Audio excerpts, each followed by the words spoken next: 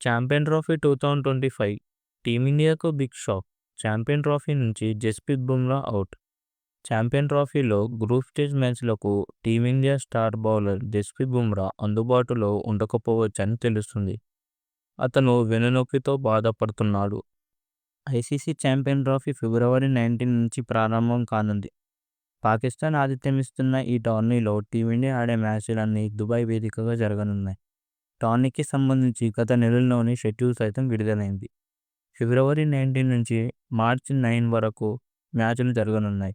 అయితే భారత్ తన తొలి మ్యాచ్ను ఫిబ్రవరి 20న బంగ్లాదేశ్తో ఆడనుంది.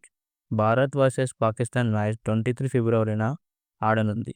గ్రూప్ దశలో టీమిండియా మొత్తం 3 జట్లతో మ్యాచ్లు ఆడనుంది. అయితే బీసీసీఐ ఈ మెగా టోర్నీకి జట్టును ప్రకటించేందుకు సిద్ధమవుతుంది.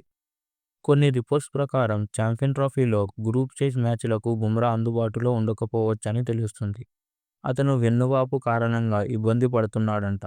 దీంతో బెంగళూరులోని నేషనల్ క్రికెట్ అకాడమీ ఎన్సీఏకి రిపోర్ట్ చేయాల్సిందిగా బుమ్రాకు బీసీసీఐ సూచించినట్లు తెలుస్తుంది.